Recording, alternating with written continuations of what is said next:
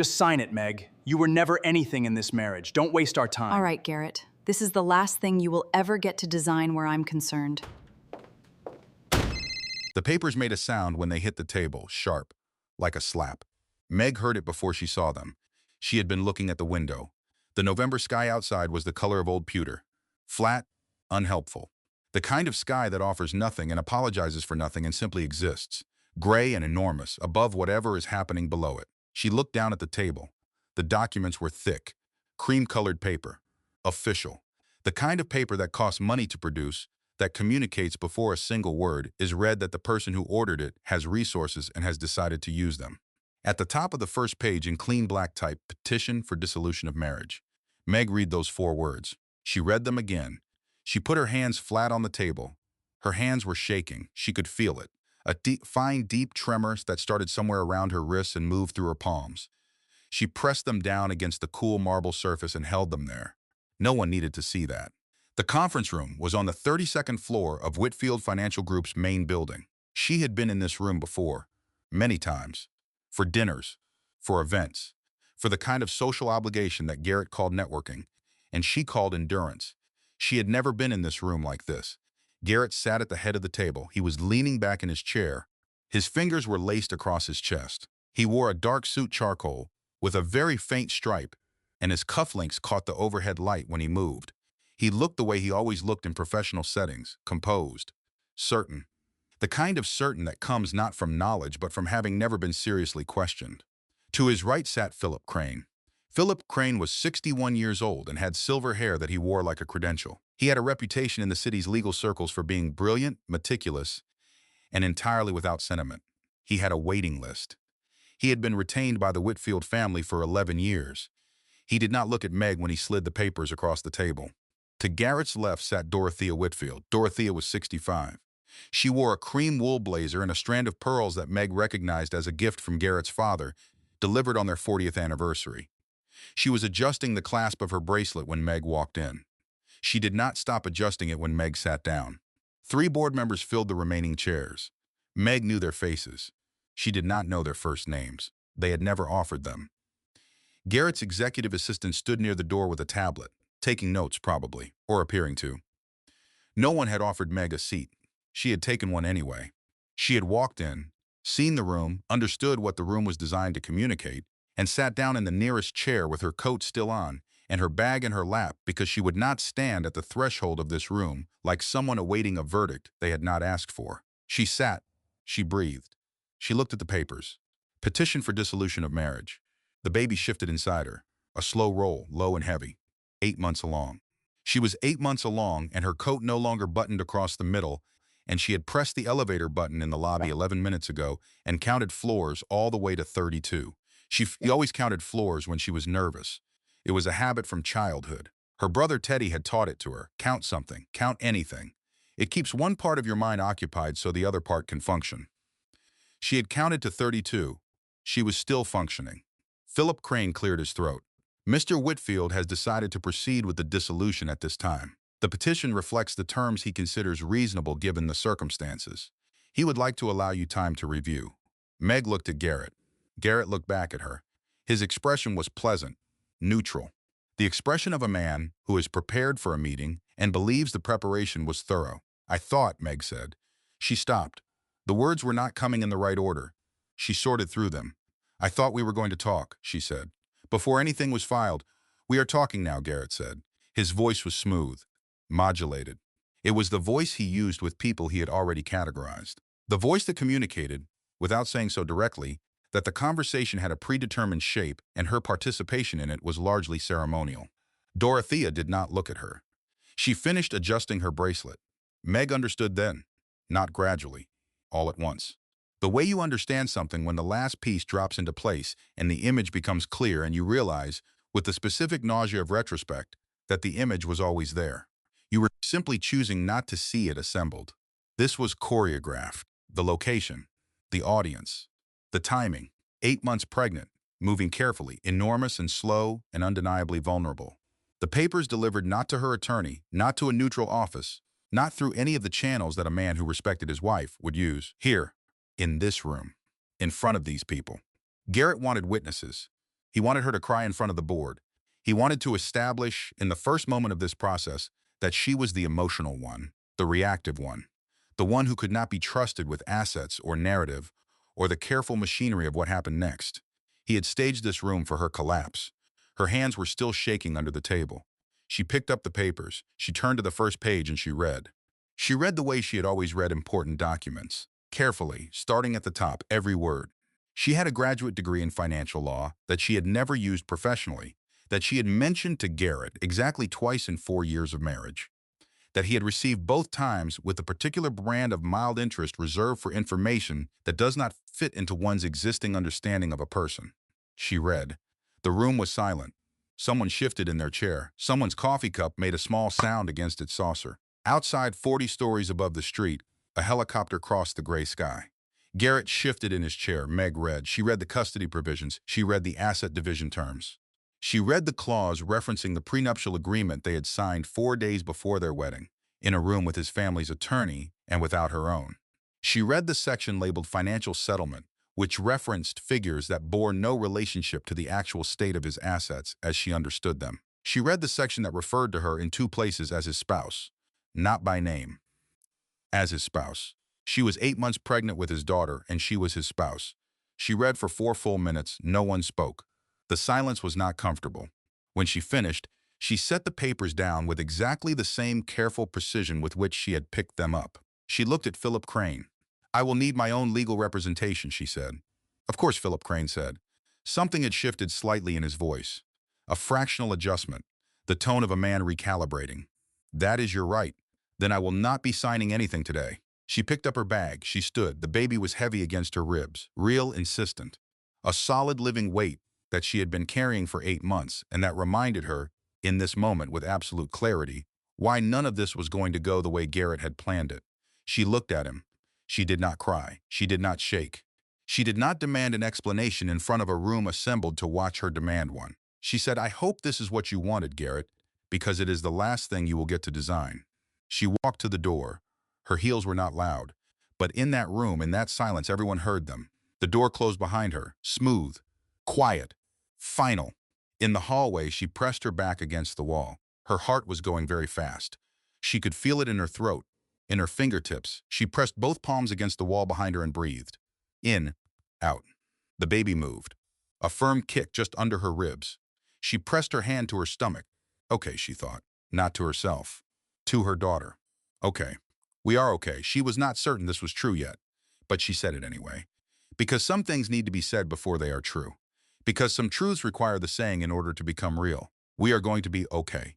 The elevator came. She got in. She watched the numbers descend. 29, 28, 27. She breathed on the even numbers. She was still counting when she reached the lobby. She was still counting when she walked through the revolving door and out into the November air. She flagged a cab. She got in. She gave the name of a hotel, not his. Not there, just a hotel. The city moved around her. And somewhere between the 32nd floor and the street below it, somewhere between the papers landing and the door closing, Meg Calloway Whitfield made a decision. She did not name it yet. She did not speak it aloud. She simply held it, quiet, at the center of herself, like something she had been keeping for exactly this moment. She did not cry until the cab turned the first corner, and even then barely. The hotel room smelled like cleaning solution and someone else's perfume. Not unpleasant, just not hers. Meg sat on the edge of the bed with her coat still on and looked at nothing for a long time. The room was beige. The carpet was beige. The curtains were a slightly different shade of beige that the designer had probably called something else. Ivory, maybe. Champagne. Something with a name that justified the price. She was grateful for it. There was something almost medicinal about a room that made no claims, that asked nothing of you, that did not contain a single object that belonged to either your history or your future. She sat in the beige room. She breathed. The baby was still. Meg looked at her hands in her lap. The wedding ring caught the light from the bedside lamp, a simple band. She had chosen it herself. Garrett had offered something larger, more declarative, and she had said no. She wanted something she could forget she was wearing. She had forgotten she was wearing it. For months, maybe. She looked at it now. Remembered it was there. She called Harriet. The phone rang once. Tell me, Harriet said without preamble. This was why Meg had called Harriet first. Not because Harriet would know what to say. Because Harriet would not waste time on what to say. She would simply receive whatever came and hold it without performing. He did it in front of people, Meg said, in front of the board. His mother was there. A silence. "Oh, honey," Harriet said. Not a question, not an exclamation, just those two words. They were enough. "I'm at a hotel," Meg said, the Alderton. "I couldn't." She stopped, tried again. "I needed somewhere that wasn't anywhere. I'm coming." "Not yet," Meg said. "I need to think first. I need tonight." "Okay." Harriet's voice was careful, the way it got when she was managing something and did not want it to show. "But you call me if anything happens with the baby. Anything. I don't care what time it is." "I will." "And Meg, yes." You walked out of that room standing up. Meg was quiet. "How do you know that?" she asked. "Because you called me from a hotel instead of the floor," Harriet said. "That is standing up." After she hung up, the room was very quiet. Meg did not move for a while. Then she took off her coat, folded it over the back of the chair, took off her shoes, set them side by side neatly the way she always did. She ordered room service. Oatmeal and orange juice and decaf coffee and a banana. She had not eaten since 7 that morning. While she waited, she lay back on the bed with her hands on her stomach and looked at the ceiling. The baby moved. A slow, deliberate roll. "Hello," Meg thought. "I am still here. We are still here." The food arrived. She ate every bite. Then she lay back again, and the memories started coming. She had known they would. She had been holding them at the edges of her consciousness all evening, keeping them in the peripheral where they could not quite reach her. But the room was quiet and the food was finished, and there was nothing left to manage, and so they came. They always came. She did not fight them. Year 1, the wedding, small, private. Her family's Connecticut estate in late September. The maple trees had been turning. The light was gold and slanted. She had worn her grandmother's lace. Garrett had wanted something different. A hotel ballroom. A guest list with specific gravity. Names that would appear in the society pages the following weekend and generate a particular kind of attention. He had argued for it, politely but persistently, for 3 months. She had said no. The Callaways did not do things for display. He had conceded graciously, or what she had interpreted as graciously. What she saw in this hotel room, lying on a beige bedspread in November, was the flash of something else. Just for a moment. Just before the concession. A tightening around his eyes. Frustration. Not at losing the argument. At losing the opportunity. She had filed it as, "He is adjusting to our family style." She had been so eager to find the kind interpretation. She had been 28 years old and in love, and committed to the most generous reading of every ambiguous moment. Year 2. Paris.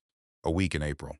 She had packed linen and flat shoes and a French phrasebook she had already memorized. She had planned restaurants. She had found a bookshop she had read about in a magazine years ago and marked the address in her phone. They went to 2 of the restaurants. Garrett worked every dinner.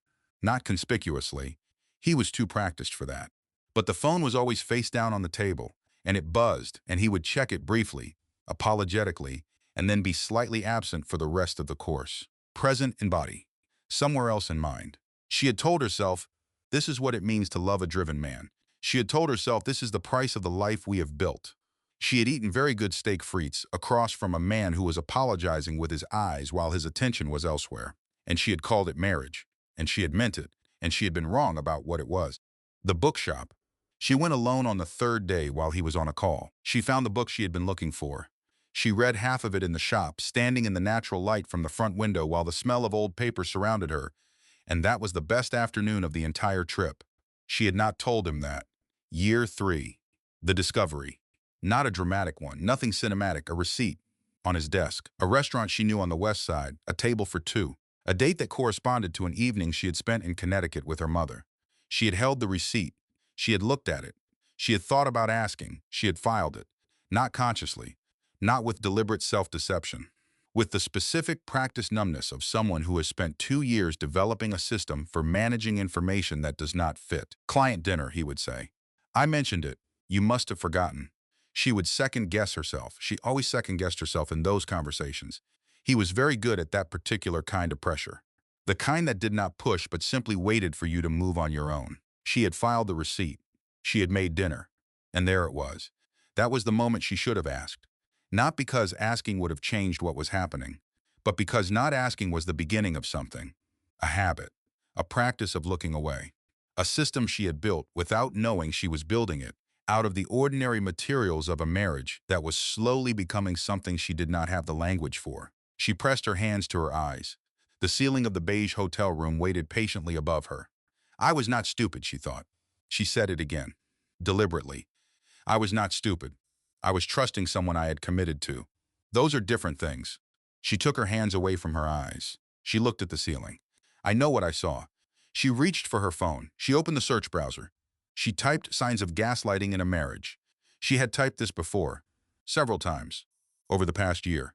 Each time she had read the first paragraph and felt her stomach drop and closed the browser and called it coincidence, called it oversensitivity, called it the result of being tired and anxious about the pregnancy and reading too much into things. She did not close the browser this time. She read. The articles were thorough, specific. They described patterns she recognized not abstractly but in granular personal detail, the subtle undermining of her perception. The way she had been made to feel that her memory of events was unreliable. The way certain conversations had a way of ending with her apologizing for bringing them up. She read until 2:47 in the morning, then she put the phone down. I am not crazy, she thought. I know what I saw. She said it to the ceiling, out loud. The words felt strange, not because they were unfamiliar, she had thought them many times, but because she was saying them aloud, in a room where no one could hear them, which meant she was saying them for herself, not to convince anyone, because they were true. She lay in the dark for another hour. She thought about calling her mother. She did not. Not yet. Because calling Vivian Calloway meant starting something that could not be unstarted. And Meg needed one more night. One more night where this was still only about her and Garrett, before it became something larger. She turned off the bedside lamp. The city made its sounds outside the window. She put one hand on her stomach. The baby was still, breathing, present. Meg closed her eyes. She did not sleep for a long time, but she stayed. And eventually, somewhere after 3 in the morning, with the city going quiet and the baby still beneath her hand, sleep came. Not restful, but real. It was enough. Breathing room scene, she woke once at 4:23. She did not know why. She lay very still and listened. The heating system clicked. A sound like a small settlement, like the building adjusting to something. Outside, far below, a car horn. Once. Then nothing. The baby was still. Meg put both hands on her stomach, felt the weight, the warmth. She breathed in through her nose. The room smelled like climate-controlled air and the faint residue of someone else's soap.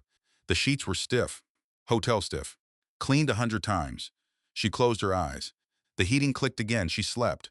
The light through the hotel curtains was wrong. Too thin, too early. Then she remembered why she was in a hotel. She did not lie in the memory. She got up. 5:43, the red numbers of the bedside clock. She counted to 8 before standing because her back was stiff and the baby was low, and moving too quickly made her dizzy in the mornings now. 1, 2, 3. She stood. She showered. The water was too hot. She did not adjust it. There was something honest about the discomfort, something that matched the inside of her in a way that lukewarm could not. Steam filled the small bathroom. She stood under the stream. She cried for 4 minutes. She watched the clock on the wall through the glass. She had started doing this in the early weeks of the pregnancy. Timing things. A habit born of the weeks when she timed potential contractions that turned out to be nothing. She had kept the habit long after the fear that prompted it. 4 minutes. Then she reached for the temperature dial and turned it toward cool, not cold. The baby. She breathed. She was not done being sad. She was done crying for now. There was a difference. She had learned the difference somewhere around month 3 of the pregnancy. Somewhere in the middle of nights spent alone because Garrett was traveling, and she could feel the baby moving and there was no one to tell. Sad could coexist with function. She dressed. Called room service. Ate every bite. Oatmeal again because it was what the baby wanted in the mornings, specifically in the mornings, and she had learned to follow those cravings the way one follows good advice. Then she called Harriet. Harriet was there in 22 minutes. She arrived with a paper bag from the bakery 1 block over, and a thermos of coffee and the specific energy of a woman who had been awake for hours preparing to be useful. She sat down across from Meg and looked at her for a moment. Meg looked back. Then Harriet said, "Tell me all of it," so Meg told her. All of it. The room, the board members, the exact position of Dorothea's hands on her bracelet, the papers with their cream paper and their precise typeface, and their 4 uses of the word spouse. The moment Meg had read them, and the moment she had put them down, and the words she had said at the door. Harriet listened. She poured Meg's coffee from the thermos without being asked. She did not interrupt. When Meg finished, Harriet was quiet for a long moment. Then she said, "Honey, I have been biting my tongue for 4 years." Meg almost smiled. "I know," she said. "You knew? I knew you were biting it. I didn't know what was going to come out when you stopped." Harriet looked at her across the table. "He is a small man," she said. Every way that matters. I watched him take up all the space in every room you were both in, and I watched you step back to give it to him, and I watched myself say nothing because you asked me not to. And I've never done anything that cost me more. Meg absorbed this. He is the father of my daughter, she said. Yes, and she is going to have an extraordinary mother. Harriet's voice was steady, precise. Both things are true. After Harriet left, Meg sat in the chair by the window. The November street below was going about its ordinary business. A woman walked a dog with the resigned authority of someone who would rather be doing something else. A delivery van double-parked with absolute confidence. A man in a yellow coat argued with his phone. She watched them, the ordinary people in the ordinary street. She thought about the memories that had come the night before, the receipts she had filed, the conversations she had allowed to end without resolution. The 4 years of patient adjustment to a man who had been building an exit while she was building a marriage. Something landed in her chest. Not quite grief, not quite anger, something that was both and neither. She had come to that marriage with everything she had. She had come with her whole heart and put it down on the table like an offering. She had chosen to trust. She had chosen to stay. She had chosen the most generous interpretation of every ambiguous moment. Those choices were not stupidity, they were love. And love that is given to someone who is not giving it back is still love. That does not mean it was deserved. She looked at the street. Then she picked up her phone. She dialed. The phone rang twice. Margaret, her mother said. Not a question, not a greeting, just her name, in Vivian Calloway's voice. Careful and warm and already present in a way that told Meg her mother already knew somehow that something had shifted. She always knew. Mom, Meg said. A pause. A breath. Tell me what happened, Vivian said. Meg told her. She talked for 40 minutes. She barely cried.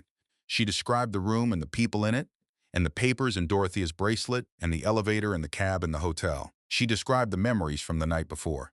She described the receipts she had filed, the conversation she had allowed to end without resolution, the slow erosion of her own presence in a marriage she had been working to preserve. Vivian listened. She did not interrupt. She did not comfort. She simply listened. When Meg finished, there was a pause. I am going to ask you something, Vivian said, and I need you to answer honestly. Okay. Do you want us to stay out of this? Or do you want us to help? Meg looked at the window, at the ordinary street below, at the ordinary people going about their ordinary lives. She had spent 4 years keeping her family at the edges of her marriage, not from shame, from something that mattered to her. The need to have built something that was hers, not inherited, not backed by the Calloway name and the Calloway weight and the Calloway network that could, if deployed, change the temperature of any room. She had wanted to know she could build something herself. He took that from her. He took it and he built a door behind and he hired a room full of people to watch her discover it. Help, Meg said, one word. Clear.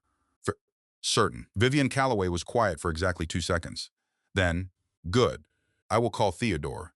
Do not sign anything. Do not speak to his attorneys without representation. I will have someone to you by end of day. A pause. Then softer. You should have called me weeks ago. I know, you were trying to be fair to him. Yes. He was not being fair to you. Meg looked at the window. No, she said. He wasn't. After the call, she sat with her phone in her lap, her mother's voice still in the air. She thought about Garrett in that conference room, leaning back, certain, the kind of certain that comes from having made a calculation and trusted it completely. He had calculated that she had nothing. He had calculated that the quiet wife, the patient wife, the wife who pressed her hands flat on the table to hide the shaking, had nothing to bring to this. She looked at her phone. She thought about the credit facility, the $48 million revolving credit line that Whitfield Financial Group held through Calloway Private Banking. The line she had found in the 3rd year of their marriage, while reviewing a financial summary she was not supposed to have seen. She had not said anything. She had filed it. She thought about the way he had said her family's name, in their 1st year at a dinner party, with a specific intonation. The kind of intonation that communicates something the speaker would deny if asked. As though the Calloway name was something he had married strategically, but was careful to deploy only at a particular angle. She thought about what Vivian had just said. He was not being fair to you. No, he was not. She stood up from the chair. She went to the window and pressed one hand against the glass. The city was cold on the other side of it. She could feel it through the pain. Real, actual, present. I am not going to collapse, she thought. Not a question. Not uncertainty. A fact. I am not going to collapse, and I am not going to retreat, and I am going to walk through every single thing that comes next with my hands steady and my eyes open. She pressed her palm against the cold glass. I stayed because I believed him, she thought. That is not stupidity. That is trust. And trust given to someone who did not deserve it is still trust. It still meant something. It still says who I am. And who I am is someone he severely underestimated. She stood at the window for another moment. Then she picked up her bag, checked out of the hotel, and went to find somewhere more permanent to land. Rowena Marsh had the kind of office that said exactly one thing. I have won before, and I will win again. It was warm wood and clean lines, diplomas mounted on the wall but slightly off-center, not asymmetric from inattention, asymmetric by choice, as though someone had placed them correctly, then tilted them a degree, and decided that the tilt was more honest. Meg noticed this immediately. She liked it. Rowena herself was 44. Silver was coming into her hair at the temples, and she had not addressed it. She wore a dark blazer over a white shirt and the expression of someone who had already heard 3 things today more complicated than whatever you were about to say. She shook Meg's hand. Firm, brief. Sit down, she said. You look like you have been standing up for 2 days straight. Meg sat. Your mother briefed me on the situation, Rowena said. But I want to hear it from you. Walk me through the last 4 years, what you knew, what you suspected, and what you were told. Meg walked her through it, all of it, start to finish. Paris, the receipt, the conversations that ended before they should have, the prenuptial, presented 4 days before the wedding, the pregnancy, the conference room. Rowena listened the way skilled attorneys listen, without expression, without the small sounds of sympathy that fill the silence when a person is more interested in being comforting than in being useful. She took notes in a small, precise handwriting that Meg could not read from across the desk. When Meg finished, Rowena set down her pen. All right, she said. Here is what is real. She used that phrase, here is what is real, as though she was distinguishing it from something else, from the emotional version, from the narrative version, from whatever story each party was telling themselves. His filing is aggressive, Rowena said. The prenuptial agreement is being cited as the governing document, but the prenuptial was presented to you 4 days before the wedding, without your own legal representation present. His family's attorney was there. Yes, which is a conflict of interest that any competent court will want to examine carefully. Rowena wrote something. 4 days is not adequate time to review a prenuptial agreement of any complexity. Add the absence of independent counsel, and we have grounds to challenge its validity before we even begin to discuss the terms. Meg nodded. The financial picture, Rowena continued. He is presenting a specific version of his assets. My team began pulling public records last night. There are significant discrepancies between what he is disclosing and what he appears to actually hold. How significant? Rowena looked at her for a moment. The kind that suggests the discrepancies were planned, she said. Not oversight. Architecture. The word landed in the room. Architecture. As though someone had designed deliberately and over time a structure intended to contain something, to limit it, to prevent it from reaching where it might otherwise go. Meg looked at her hands. There is also the matter of Whitfield Financial Group's credit structure, Rowena said. Her voice did not change. No added weight, no particular emphasis. She simply said it and waited. Meg looked up. The revolving credit facility held by Callaway Private Banking, Rowena said. $48 million. My team flagged it in the first pass. I know about it, Meg said. Rowena was very still for a moment. How long have you known? She asked. Year 3. I came across a financial summary. I was not supposed to have access to it. I looked at it anyway. Meg paused. I didn't tell my family. I didn't tell Garrett I knew. I just kept it. Rowena looked at her. Then she picked up her pen and wrote something considerably longer than everything she had written before. Meg, she said. Yes. Do you understand what that means in the context of these proceedings? Meg understood exactly what it meant. She had understood for a year. She had carried it the way you carry something you are not ready to use yet. Carefully, without display. It means he does not hold as much power as he believes he does, Meg said. It means, Rowena said, that the woman he is trying to dispossess has a family whose financial institution holds paper on his 2 largest financing lines. And it means that his attorneys, if they did their due diligence, should have found this before they filed. They assumed I didn't know about it, Meg said, yes. Because I seemed like someone who didn't know things like that. Yes, Meg absorbed this. The anger was not hot, it was cold. Clean, specific. The kind of anger that does not burn things down. The kind that takes careful stock of exactly what it has and decides precisely how to use it. He looked at me across that conference table, she thought, and he decided I was nothing. He built his whole strategy on that decision. What else? She asked. Rowena slid a folder across the desk. My team received documentation from your brother's office this morning. Hidden accounts, 2 of them, a domestic holding company in Delaware, established 12 years ago, 2 years before your marriage. A personal balance of $9 million. Meg opened the folder, looked at the numbers. The second account, offshore, Cayman Islands. Established 4 years ago. Rowena paused. The month after your wedding. Meg closed the folder. She opened it again. She looked at the numbers. She looked at the potted fern in the corner. Very green, very present. She looked at it until her vision cleared. He has been doing this since we got married, she said. Not a question. The pattern suggests so, Rowena said. Full disclosure will require formal discovery. But the offshore account, the timeline, the domestic holding structure, the pattern does not suggest spontaneity. It suggests a contingency plan that was activated and developed over time. The whole time, Meg thought, while she made coffee for 2 out of habit, while she waited for him to say good morning, while she was convincing herself that erosion was just the texture of a real partnership. He was building a door she didn't know existed. What do we do? She asked. Not helplessly. As a question of strategy, Rowena's expression shifted by the smallest possible fraction. The fraction that communicated, this is the right question. We document everything. We begin formal discovery. We do not react publicly. He will use press contacts. We do not engage. We wait. She paused. And we wait for him to make a move that assumes you do not know what you know. He will, Meg said. They usually do, Rowena said. Men who design rooms for their wife's humiliation tend to overestimate their own architecture. For the first time since Tuesday morning, Meg almost smiled. Almost.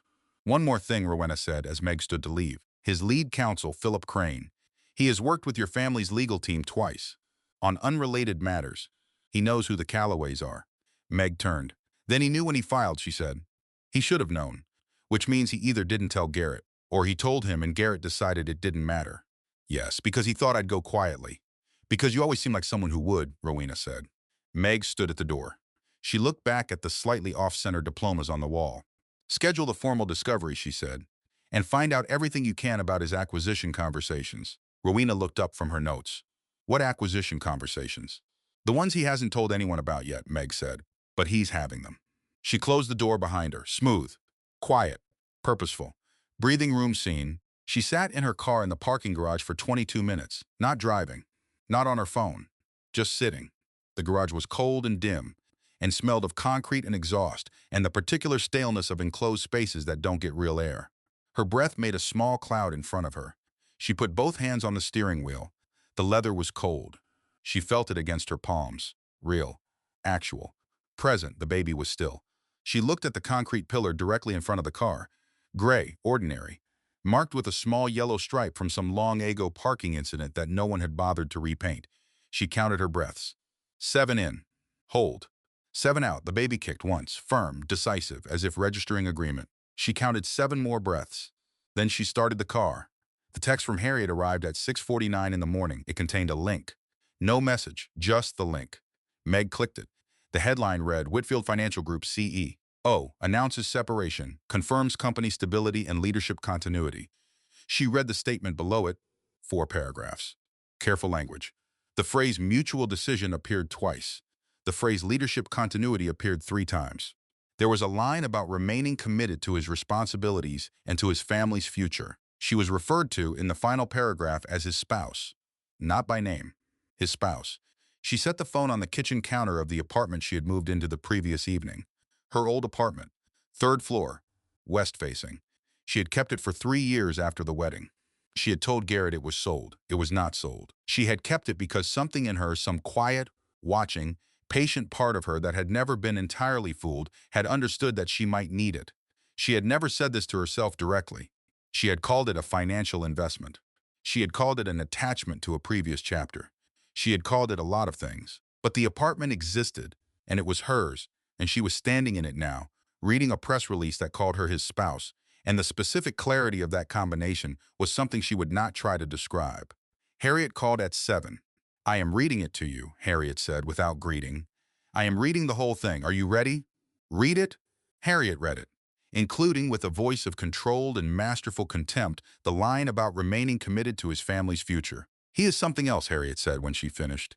He is genuinely something else. He is very predictable, Meg said. That is actually useful. You sound like a lawyer. I have one now. A very good one. She sent the press release to Rowena with a brief message. Does this matter legally? Rena responded in under 3 minutes. It helps us. Forward all media inquiries to my office. Do not engage publicly, not one word. At 9:12, Dorothea called. Meg looked at her mother-in-law's name on the screen. She let it ring 3 times, then she answered. Margaret, Dorothea said. Dorothea, I want you to know that none of this is personal. Meg stood at the kitchen window and looked at the street below. None of this is personal. She was 8 months pregnant. Her husband had served her divorce papers in front of an audience assembled for maximum psychological impact. His mother had sat in that room adjusting her bracelet. And now, 36 hours later, that same woman was calling to inform her that none of it was personal. It feels quite personal, Meg said. Given the circumstances, Garrett has obligations to the company, to the family legacy. I am his family. You are his wife, Dorothea said. That is different. Meg looked at the street. A child in a red coat walked past with her father. The child was pulling his hand, trying to accelerate him toward something more interesting. He was letting himself be pulled. Is it? Meg said. Margaret. Dorothea's voice dropped to something that was almost kind, which was somehow worse. The condescension of sympathy from someone who has already decided you were never going to be what he needed. You are a lovely woman. Quiet. Careful. You come from a very fine family. But Garrett needs someone who participates, who engages with the life we have built. There it was. 4 years of implication made explicit. Meg was too quiet, too separate, too much her own person to fit correctly into the Whitfield display. She did not network at the galas with the specific performance required. She did not produce the right enthusiasms at the right moments. She was present but not performative. In the Whitfield world, those two things were not the same. I was participating, Meg said, very quietly. I was participating in a marriage. I thought that was what this was. Silence. The papers have been filed, Dorothea said. The kindness was gone. Back to the polished surface. It would be better for everyone, especially the child, if you accepted the settlement terms and allowed things to proceed efficiently. Dorothea, Meg said, yes. With genuine respect, I will not be accepting anything without full legal review. And I would ask you not to contact me directly. If there is something to communicate, please do so through our attorneys. She hung up. She stood at the window. The child in the red coat was gone. The street was doing its ordinary business. I deserve better than this, she thought. Not because of my family's name, not because of who they are or what they hold, because of who I am in this marriage, because of what I brought to it, because of what I gave. Then she texted Rowena. His mother called me directly. I have a recording. Is that useful? Rowena, yes. Save everything. Meg saved the recording. Then she sat down at the kitchen table with a yellow legal pad and a pen, and she began to write. Not emotions, not grievances. Dates, times, exact words. Documentation. She wrote for 2 hours. She filled 9 pages. Her handwriting was precise and small, and even, the way it had always been, the way the nuns at her elementary school had praised, and her college professors had commented on, and Garrett had never noticed because he had never looked at anything she produced as though it might have value. She wrote 9 pages of precise, small, even documentation. Then she made lunch. Because the baby was hungry, and the baby did not care about prenuptial agreements, and the baby was right to not care, and Meg was learning to follow the baby's example in certain specific and important ways. That evening, a call from Rowena. I have something, Rowena said. Can you come in tomorrow morning? Yes. Bring your brother if he is available. Meg called Teddy. Teddy was available. He was always available when it mattered. I'll be there, he said.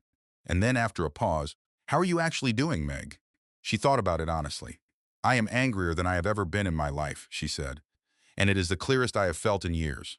A pause. Good, Teddy said. She could hear the smile in it. Good night, Teddy, good night.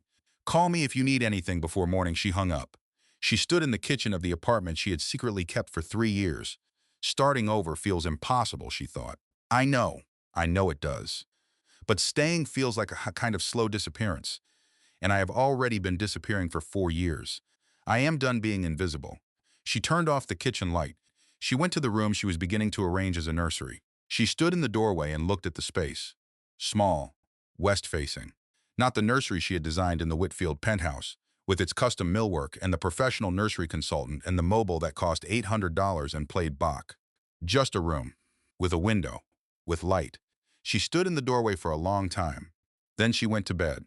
Rowena's conference room at 9 in the morning smelled like fresh coffee and focus. Teddy was already there when Meg arrived. He stood when she came in. Not from formality. From the specific habit of a brother who has spent his whole life slightly taller than his sister and has never quite stopped trying to use that to protect her from things. He looked at her. She looked at him. He said, "You look tired." She said, "I am tired, but you're okay." I am more than okay, she said. I am furious. It is extremely clarifying. He almost smiled. Rowena came in with two associates. She set a folder in front of each of them. Teddy, she said, you have the Callaway position overview from your team? Received this morning, Teddy said. Good. We'll start with that. Then I'll show you what we found. She sat down. Meg, has Teddy told you about the acquisition conversations? He mentioned them last night, Meg said. I want to hear everything. 8 months ago, Rowena said. Preliminary conversations between Garrett Whitfield and Meridian Capital, a private equity firm. The discussions involve a potential acquisition of Garrett's controlling stake in Whitfield Financial Group. Meg looked at her brother. 8 months ago. She had been 3 months pregnant. He had been planning an exit before Eleanor was even born. He filed for divorce now, she said, because he needs to finalize the acquisition. The term sheet requires clean marital status on close, Rowena said. If the divorce is pending, the acquisition can proceed. If marital assets are entangled in the corporate structure, it complicates the close significantly. And the acquisition is designed to close before I can secure my legal position. That appears to have been the design, yes. She could protect the life she had built, or she could build a life worth protecting. She looked at the folder in front of her. She opened it. Inside was documentation of the hidden accounts, the Delaware holding company, the offshore structure, the $9 million in the domestic account, and the undisclosed balance offshore. She had seen this before, Rowena. There is more, Rowena said. She opened a second folder and slid it across to both of them. The acquisition involves a side letter, a private arrangement between Garrett Whitfield and Aldous Forsyth, the lead partner at Meridian Capital. The side letter structures a personal payment of $14 million to Garrett, off the books, through a real estate holding company in Nevada. The room was very quiet. Teddy said, that is fraud. It appears to meet the criteria, yes, Rowena said. Securities fraud, at minimum. Depending on how the payment is structured and whether it affects the terms presented to other shareholders, potentially more. How do you have this? Meg asked. Rowena looked at her. We don't yet, she said. Not officially. We have information that suggests it exists. To document it fully, we need someone with direct access. The room was quiet again. Meg thought about the voice message she had listened to 3 times this morning before coming in. I may have something, she said. She took out her phone. She played the message. Cecily Brand's voice filled the conference room. Careful, slightly unsteady. The voice of someone who has rehearsed something and is now realizing the rehearsal was insufficient. I didn't know you were pregnant. He told me the pregnancy was planned, but you two had already agreed to separate before it happened. He said it was a formality. I thought a pause in the recording. I didn't know all of it. I thought you two were already separated. She ended by asking Meg to call her back. Rowena looked at Meg. She was his assistant, Meg said, and as she paused. She was both. How long? I don't know exactly, at least 2 years. She sounds like she wants to cooperate. She sounds like someone who has just realized she was lied to, Meg said, which means she might want to do something about it. Rowena was already writing. I want to meet her, she said, in this office, with you present. I'll call her today. Teddy was looking at his sister. The specific look of someone who has always believed in a person and is watching that belief confirmed in real time. Meg, he said. What? He doesn't know what he is dealing with. No, she said. He doesn't. She looked at the folders spread across the table, the offshore accounts, the acquisition structure, the side letter. 4 years of architecture, documented and assembled in a conference room that was not his, by people he had never thought to consider. He decided who I was a long time ago. He never looked again. She closed the folder. What do we do about the credit facility, she asked. Teddy leaned forward. The renewal is due in 6 weeks. Standard process 30-day notice period, then negotiation. We have been conducting what we are calling enhanced due diligence on large facility renewals. There is nothing unusual about the timeline. It is simply thorough, and thorough takes time. Thorough takes exactly as much time as it needs to take. Meg looked at her brother. She had spent 4 years being the quiet one, the patient one, the one who observed without deploying what she observed. She had been called quiet as though it were a limitation. She had been so quiet, she thought, and he had been so loud. And she had let him be loud because she believed that loudness was just his way, his nature, something to accommodate. What she understood now, sitting in this conference room at 9 in the morning with her brother and her attorney, was that quiet was not the opposite of power. Quiet was a form of it. Silence was a room that could be filled precisely when the time was right. She had been waiting for the right time. It was arriving. I stayed quiet for years, she thought. I believed that being accommodating was being loving. I believed that shrinking myself was being generous. I am done shrinking. I am done being small so someone else can feel large. Don't move on the facility yet, she said. Let him think he has more time than he does. Let him play everything he has before we show him anything. Teddy nodded. Rowena nodded. And the custard emotion? Meg asked. Rowena's expression was very controlled. He filed it this morning. It alleges emotional instability during the pregnancy and requests a psychological evaluation before any custody determination. He submitted 3 text messages from approximately 6 months ago, out of context, and a declaration from Dorothea. The room was very quiet. Meg looked at the table. This was the cruelest thing. Not the conference room, not the press release, not the offshore accounts or the planned acquisition or the $14 million side letter. This, the attempt to use her pregnancy against her. The attempt to take her daughter's future and build it on a foundation of manufactured doubt about her fitness as a mother. This was the thing that told her exactly who Garrett was. Not a man who had fallen out of love. Not a man who had made a mistake. A man who would use whatever was most painful because he was afraid, and his fear made him ruthless in the specific way of someone who has always believed that ruthlessness is strength. She is scared, Meg thought. Wait. She looked up. He is scared, she thought. He is doing this because I walked out of that room steady, and he does not have the explanation for it that he planned for. He built that room for a specific reaction, and he did not get it, and now he is escalating because the plan is not going the way he designed it. He is scared. Good. What do we do about the motion? She asked. We respond, Rowena said, comprehensively, with documentation. I have already spoken with Dr. Holcomb's office. With your permission, she is prepared to provide a professional statement regarding your therapeutic relationship. I am also requesting a statement from your obstetrician. Do it, Meg said. And the declaration from Dorothea. The language she used to provide it was, Rowena paused. Irregular. We will be filing a complaint with the Bar Association regarding the methodology of its collection. Meg looked at Rowena. You are very good at this, she said. Yes, Rowena said, without apparent modesty. I am. Breathing room scene, she drove to the park. Not their park. She would not go to their park. A different one. One she had found in the first month in the apartment, on a walk she had taken to test her own capacity for being alone in a city she had lived in for 6 years, but somehow always experienced as part of a pair. She parked, walked in, found the bench by the water. She sat down. November had committed fully now. The trees were bare. The light came in at a low angle and made everything bronze and slightly melancholy and very clear. She sat. The river was moving, steady, indifferent. It had been moving before any of this started, and it would be moving after. A man fed pigeons with methodical joy. He dipped into his bag, scattered, dipped, scattered. 2 dogs ran along the path, attached to the same woman, pulling in different directions. A child laughed somewhere out of sight. Meg sat. The anger was still there, clean and structural, underneath everything. But sitting here, in the cold, with the river and the pigeons and the bare trees and the ordinary people doing ordinary things, it was not the only thing. She was cold. Her coat was open across the front. She had given up buttoning it weeks ago. The baby moved, a slow stretch. She could feel the shape of it. An elbow, maybe, or a knee. She pressed her hand to the movement. Hello, she thought. Not to the baby, exactly, to all of it.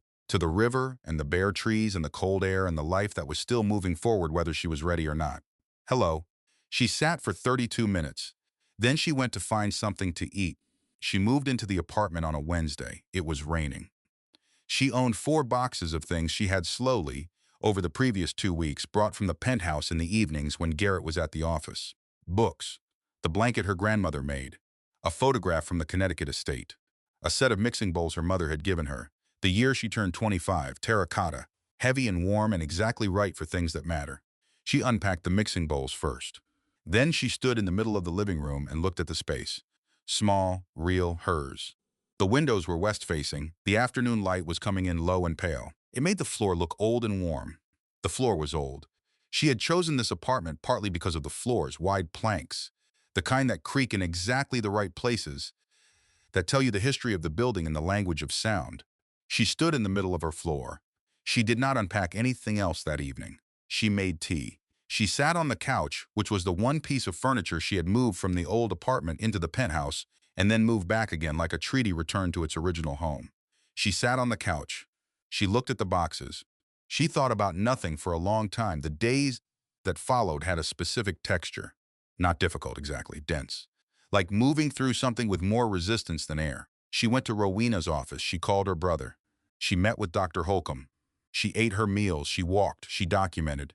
She functioned. But underneath the functioning, in the evenings, in the quiet, there was something else. something that had been waiting. She had known it was there. She had been managing around it.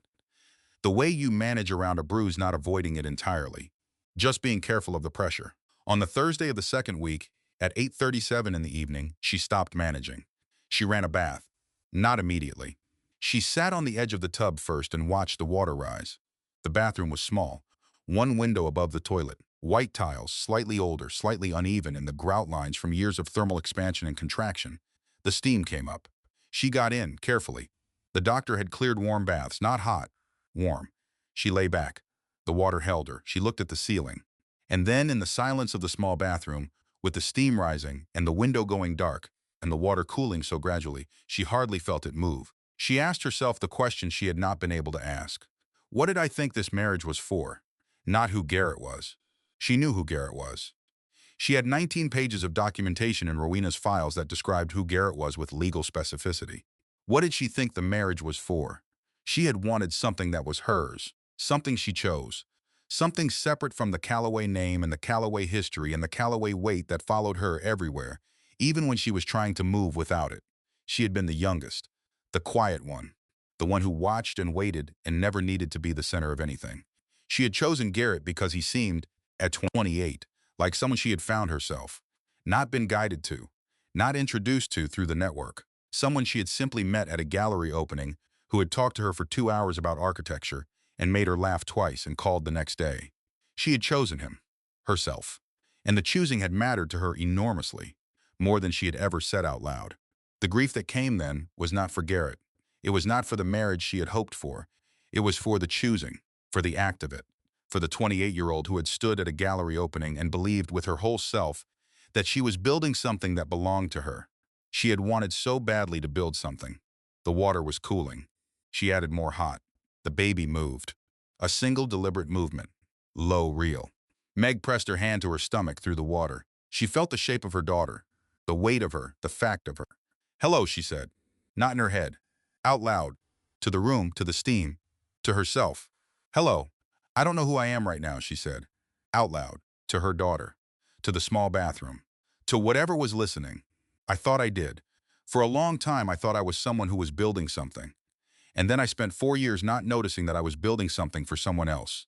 The baby moved again. But I kept the apartment, she said. I kept myself, somewhere. Even when I didn't know I was keeping anything. She looked at the ceiling. I'm going to figure out who I am, she said, I promise. I'm going to figure it out, and it is going to be something good. Something real. Something that belongs to us. The water lapped against the sides of the tub. Small sounds, ordinary. She lay there. And the grief came, not the careful kind, not the 4-minute shower kind, not the restrained, functional kind she had been producing for weeks in the way a person produces work when there is work to be done. This was the full kind. The kind that has been held for weeks and possibly for years, and that arrives when the body finally decides it is safe enough to let it. When the managing is over for the evening and the documentation is finished and the attorney has been called and there is nothing left to do except be here. She cried in the warm water.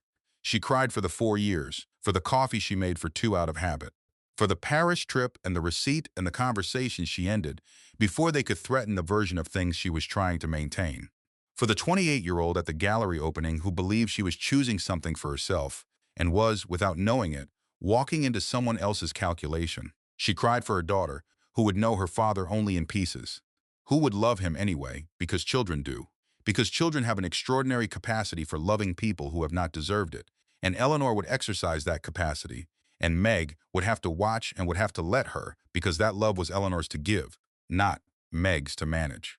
She cried, and then she was empty, and the bathroom was very quiet, and the water was going cool, and in the quiet and the cooling and the emptiness, something started. Something small, cellular. The way things grow when they have been given enough space. She did not name it. She lay in the cooling water and felt it beginning and did not try to name it, because naming things too early makes them smaller than they are. She simply felt it. And then she got out of the bath. She dried off. She put on the softest thing she owned. She made chamomile tea in the kitchen and stood at the window drinking it and watching the city go dark. She did not think about Garrett. She thought about the apartment, the floors, the light. The mixing bowls on the kitchen shelf. She thought about her daughter. She thought about who she was going to be on the other side of this. Not a version of who she had been. Not a repaired version of the woman in the conference room. Someone new. Someone who had always been there, underneath. Quiet, watching, patient, waiting for exactly this. Breathing room scene, she was still at the kitchen window at 11:43. The tea was finished. The mug was warm in her hands, then warm, then cool. She let it go cool. The city outside was settling. The traffic was thinning. The lights of the building across the street were going out floor by floor. Someone was cooking something at this hour. She could smell it faintly through the old window seals. Something with garlic. Something warm. She breathed it in, the mixing bowls on the shelf. Terracotta. Heavy. Her mother's hands had used those bowls. And her mother's mother before that. She put the mug down. She went to the nursery, stood in the doorway. The room was half arranged. A crib she had assembled herself one afternoon, following the instructions in a way that took 90 minutes and 2 wrong turns, and was the most satisfying thing she had done in recent memory. She stood in the doorway. The wooden bird mobile she had found in a shop 3 blocks away turned slowly in the draft from the window. Small painted birds, 6 of them, on thin strings, turning. She listened to the faint sound it made. Like something just beginning, Cecily Brand arrived at Rowena's office at 2 o'clock on a Tuesday afternoon. She wore a charcoal blazer and the expression of someone who had been rehearsing something for days and was now realizing, sitting in the elevator, that no amount of rehearsal was going to make it feel manageable. She came in. She sat down across from Meg. Neither of them spoke for a moment. Meg had not known what she would feel sitting across from this woman. She had prepared for several versions. Fury, the specific hot kind, or a cold remove, the professional managed distance of a woman conducting business. What she felt was more complicated. Cecily was 28. She was sharp and brittle, and trying hard not to show how scared she was, and the trying was visible in the specific overcomposition of her stillness. She kept a pen in her hands and turned it end over end. Just barely. Just enough to give her hands something to do. She had Garrett's marks on her. Not literally. But Meg recognized the signs of a person who had been shaped by him. The careful management of her own reactions. The slight delay before speaking, as though she was running each sentence through a filter before releasing it. The way her eyes moved when she was uncomfortable. Not a way she had been trained not to look away, but sideways. Just slightly. Meg recognized it because she had done it herself. "I didn't know you were pregnant," Cecily said when it started. "He said you two had agreed to separate before the pregnancy happened. He said it was already over." Meg looked at her. "He said a lot of things," she said. "Yes. Tell me about the acquisition," Meg said. Cecily took a breath. She told them. She had been scheduling Garrett's meetings for 8 months. The Meridian Capital discussions. The calls with the lead partner, Aldous Forsyth. The preparation of shareholder materials. She had done the work without fully understanding what she was doing. She had understood it incrementally, she said. A piece here, a piece there. And then one afternoon, 3 weeks ago, she had been asked to print a document that was not in the standard acquisition file. A side letter. She had read it while it was printing. She stood at the printer and read the $14 million personal arrangement between Garrett Whitfield and Aldous Forsyth, routed through a Nevada real estate holding company, contingent on acquisition close. She had stood at the printer for a long time. Then she had photographed it with her phone. "Why?" Rowena asked. Cecily looked at her hands, then at Meg. "Because I realized what it was," she said. "And because I realized that everything, the timing, the divorce filing, the pregnancy, it was all designed. He designed all of it. The whole thing was designed, and I was part of the design, and I didn't know." She paused. "And I decided I didn't want to be part of something I didn't sign up for." She opened her bag and removed a folded envelope. She set it on the table.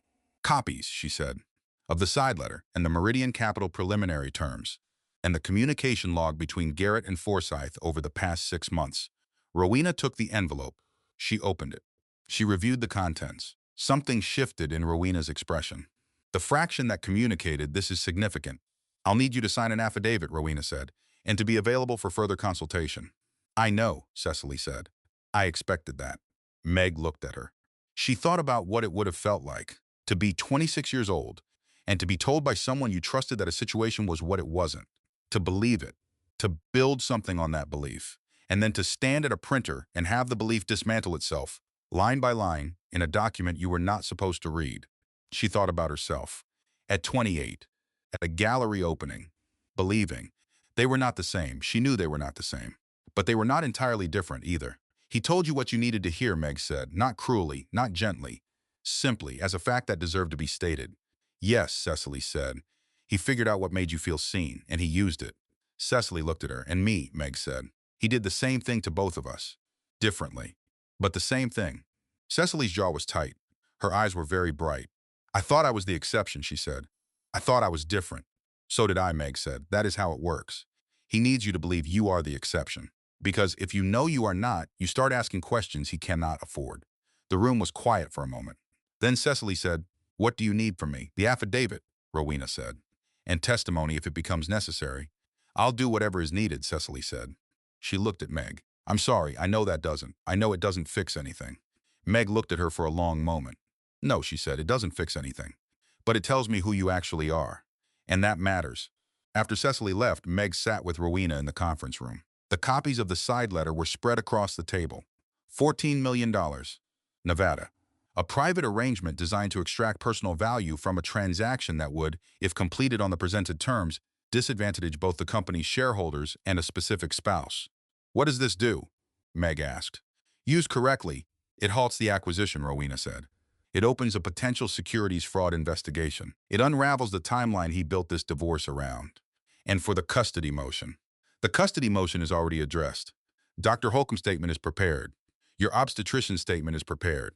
The bar complaint against the methodology of Dorothea's declaration is filed." Rowena paused. "He made a strategic error with the custody motion. He was scared. He was panicking," Rowena said. "There is a difference. Scared people make calculated moves. Panicking people make visible ones." Meg looked at the side letter documentation. "He never loved me," she thought. "He loved the idea of me. He loved the access my family represented. He loved the cover of a quiet wife who asked no questions and filled the necessary social function and could be, eventually, when the exit was ready, dispensed with. That is not love. That is infrastructure." She thought about the words. Then she said them. "He never loved me," she said, out loud, in the conference room, to Rowena, who looked at her without expression. "He loved the access, the idea, the function. That is not love, that is infrastructure." She let that land. "Saying it out loud helps," Rowena said, quietly, almost to herself. "Yes," Meg said, "it does." She looked at the documentation. "Don't use the side letter yet," she said. Rowena looked up. "Not yet. I want him to think he has the full timeline. I want him to move toward the close as though everything is proceeding. And then I want to be in a room with him when he finds out it isn't." "When do you want that room?" Meg looked at her hands. The wedding ring, still there. "After the baby comes," she said. Rowena was quiet for a moment. "Are you certain?" "I want to meet my daughter first," Meg said simply. "Before anything else, I want one thing in the right order." Rowena nodded. She gathered the documents. She said, "He has no idea." "No," Meg said, "he doesn't." She stood. She picked up her bag. She walked to the door. "Rowena," she said. "Yes, thank you for being the kind of attorney who tells me what is real." "That is the only kind worth being," Rowena said. Meg went out. The elevator came. She got in. She counted floors, breathing rooms seen. At home that evening, she reorganized the kitchen. It was already organized. She reorganized it anyway. She took everything out of the cabinet above the stove. Every spice jar, every small bottle, every labeled container she had brought from the penthouse. She wiped the shelf. She put everything back, alphabetically, which was not how she had done it before. She stood back and looked at it. Better. For no reason that could be explained to someone else. Just better. She moved to the next cabinet, the one with the mixing bowls and the measuring cups. She took everything out, wiped, replaced. She was not thinking about Garrett. She was not thinking about the side letter. She was not thinking about Rowena or Teddy or the custody motion or the credit facility. She was thinking about where to put the cumin, whether it counted as a spice or a powder, whether that distinction mattered for alphabetizing. She decided it was a spice. She put it between the chili flakes and the dill. She stood in the kitchen at 11:58 at night, wiping down shelves, and it was exactly right. The most right thing she had done all day. Theodore Calloway arrived on a Wednesday morning. He did not announce himself. He never did. He texted from the lobby here. "What floor?" She texted back 3. "Come up." She unlocked the door and left it open. He arrived carrying 2 bags. Real groceries. Not anything symbolic. Not something assembled for the occasion. Just groceries. Actual groceries. The kind a person buys when they intend to make breakfast and have specific opinions about what should go into it. He set them on the counter. He looked at her. She looked at him. He said, "You look better than I expected." She said, "That is the lowest bar anyone has ever set for me." "No," he said, "I mean it. You look like yourself." She absorbed this. It was the right thing to say. Not a compliment, exactly. An observation. The specific observation of a person who knew her before any of this, who had watched her become something slightly adjacent to herself for 4 years and was now registering the return. She looked like herself. She sat at the kitchen table while he made breakfast. He made scrambled eggs with too much butter. This was the only way their mother had ever made them. This was the only way either of them had ever considered making them. He talked while he cooked. About Connecticut. About the first snow of the season, which had arrived 2 days ago and been greeted with the appropriate outrage by everyone who had somehow forgotten, again, that November was like this. About the horse at their mother's property that had been sick for weeks and was now recovering, demanding additional attention from anyone within reach as recompense for its suffering. She listened. It was very good. Just listening. Breakfast was ready. He sat across from her. They ate. When the plates were nearly empty, he put his hands flat on the table. She recognized the gesture. Their father had done it. A Callaway gesture. The hands flat, which meant, now we talk about the thing. Tell me what you need, he said. She told him. She told him about the custody motion and Rowena's response, about Cecily and the side letter, about the offshore accounts and the acquisition timeline, about the conversation she'd had with Rowena about waiting until after Eleanor's birth. Teddy listened. His face was very still. Teddy's face got still when things were serious. Not closed, still. The way water gets still when it is deep. When she finished, he said, the credit facility renewal. His company has a $48 million revolving credit facility with Callaway Private Banking. The renewal period opens in 3 weeks. I know, we have been conducting thorough review. I know that too. The notification of extended review period goes to his CFO this week, Teddy said. Stated reason, enhanced due diligence requirements on large facility renewals. Which is a true statement. We are simply applying it with more care than usual. He needs clean credit facility status for the acquisition close. The Meridian Capital term sheet requires it. An extended review creates uncertainty about the close timeline. That creates problems for the preliminary terms he has already presented. Meg looked at her brother. What does he not know? She asked. Teddy was quiet for a moment. He does not know that we know about the acquisition. He does not know we have documentation of the side letter. He does not know Cecily came to you. He paused. And he does not know that the convertible bond held by Callaway Private Banking, the one that has been in place since year 2 of your marriage, contains a change of control clause, which the acquisition would trigger, Meg said, automatically. Upon close. The clause converts the bond to equity in the acquiring entity, a significant percentage, meaning if the acquisition closes, the Callaway banking arm has equity in Meridian Capital's new structure. Yes. Does Meridian know this? Their legal team should have found it in due diligence, Teddy said. Whether they disclosed it to Garrett is the question. They didn't, Meg said. He would have stopped the acquisition, or he would have approached us directly, Teddy said, which he did not, because he assumed we didn't know, or didn't look, or that I wouldn't know enough to tell you to look. She looked at her hands on the table.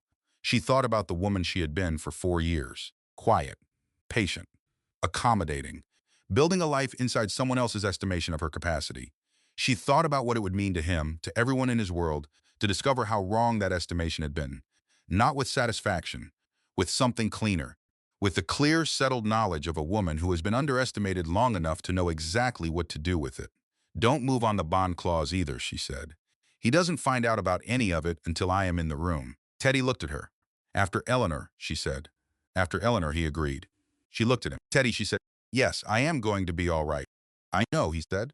Without hesitation, I have always known. She reached across the table and put her hand on top of his. He turned his hand over and held hers. They sat like that for a moment, brother and sister, at a kitchen table, in a small apartment with west-facing windows and creaking floors and terracotta mixing bowls on the shelf. A morning in November, a beginning. My children will not grow up thinking this is normal, she thought. She will know the difference between love and management, between being chosen and being useful. I am going to make sure of that. It is the most important thing I will ever do. Thank you for coming, she said. I should have come sooner, he said. You came when I asked. You should have asked sooner. I know, she said. I was still trying to make it work on my own. You did make it work on your own, Teddy said, for 4 years.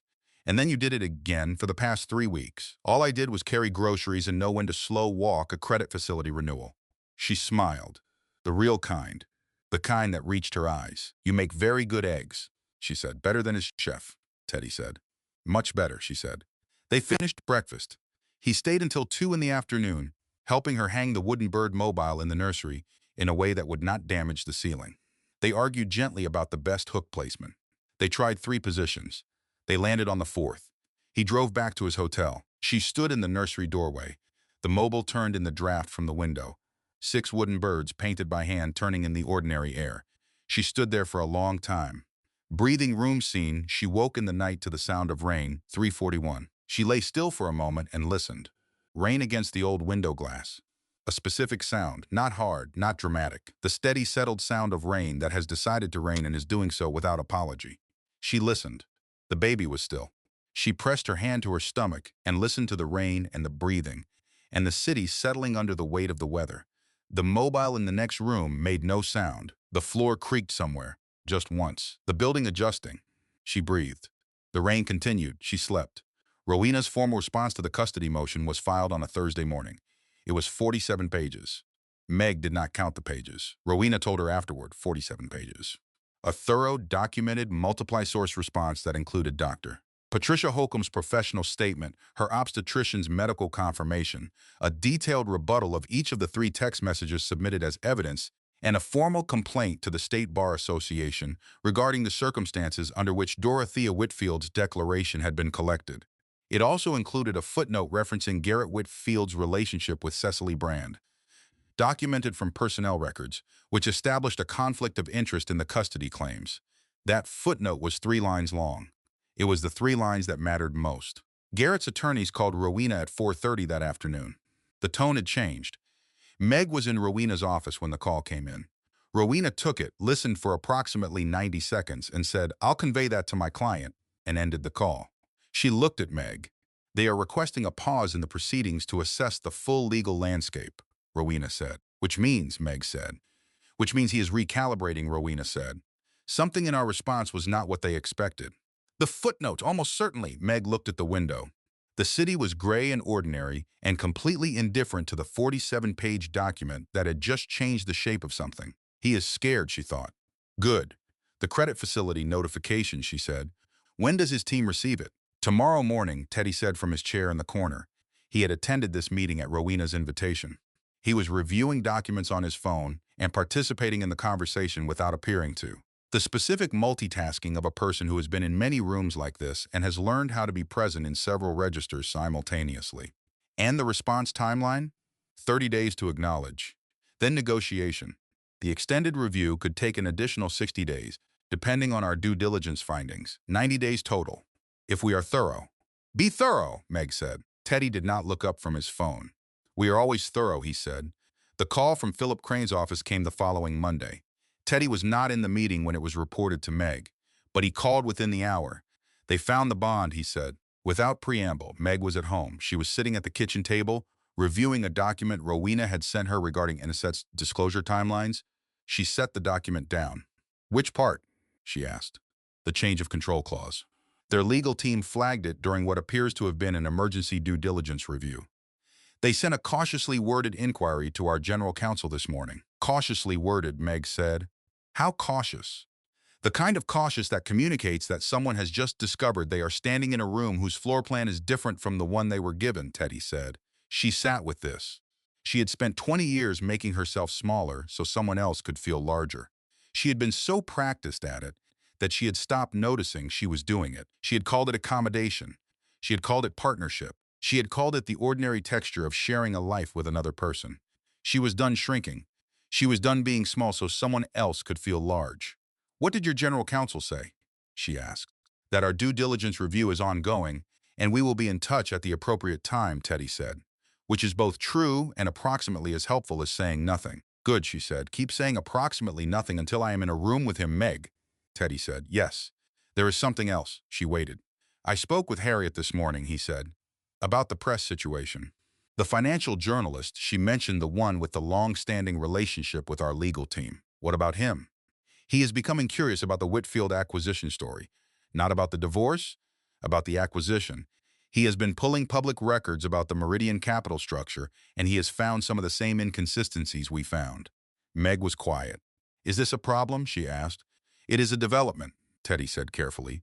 The question is whether it is a problem or an opportunity. She thought about this. When is Eleanor due? Teddy asked. 12 days, she said. The journalist can wait 12 days, Teddy said. He is going to pursue it regardless. Whether he pursues it before or after we have the meeting matters. After, she said. After. He agreed. She put down her phone. She thought about the 12 days. 12 days. She was going to meet her daughter in 12 days, and then she was going to end this. Not with anger, not with performance. With the quiet, exact, thorough authority of a woman who has spent 12 weeks building a case and 4 years building the patience to use it correctly. She finally understood, sitting at the kitchen table with the document in front of her and 12 days ahead of her, that the prison door had been unlocked all along. She had not been imprisoned by Garrett, not by his money or his network or his legal team. She had been imprisoned by her own need to be fair to him, her own insistence on the most generous interpretation, her own practice, stretching back years, of giving him every possible benefit before she would allow herself to question. She had been her own warden. Not anymore. She put her hand on the document. She thought about Eleanor. She thought about the woman she was becoming. She thought about the nursery with the wooden bird mobile and the creaking floors and the terracotta mixing bowls and the apartment she had secretly kept for 3 years because somewhere quietly she had always known. She was ready. 12 days. She could wait 12 days. The Financial Journalist article ran on a Thursday 15 days after the meeting Meg had been building toward and had not yet scheduled. Eleanor was 3 days old. Meg was sitting up in the hospital bed, feeding her daughter, when Teddy came in with his phone already open. He held it out. She read the headline, Whitfield Acquisition Hits Due Diligence Wall Callaway Family Banking Arm Holds Significant Position.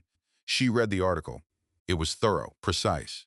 It described the convertible bond clause and its implications for the Meridian Capital acquisition in terms that were accessible to a business reader and devastating to anyone involved in the deal structure. It named no personal parties. It mentioned no divorce. It was, on its surface, a financial reporting story. On its surface. Anyone who read it carefully, anyone inside the Whitfield organization or the Meridian Capital team, would understand immediately that the acquisition, as structured, was in serious trouble, that the legal landscape had shifted, that someone who was not supposed to have significant leverage had significant leverage. Who spoke to him? She asked. No one spoke to him, Teddy said. He is a very good journalist. He found what was there to find. Meg looked at the article.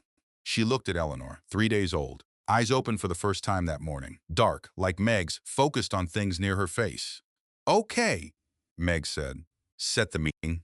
Teddy took the phone back. He typed something brief. When? He asked. 2 weeks, she said. I want to go home first. I want to be home. I want Eleanor to be home. She looked at her daughter. And I want to schedule it in your building. Not his, not neutral. Ours. Teddy looked at her. The 42nd floor conference room? Yes. A pause. All right, he said. The meeting was set for a Thursday morning, 2 weeks and 3 days after Eleanor was born. Rowena prepared. Teddy prepared. Meg prepared. She was not angry anymore. She had moved past the anger somewhere in the second week, in the evenings after Eleanor was sleeping, when she sat by the window in the dark and thought about what the meeting needed to accomplish. Not revenge, not humiliation, resolution.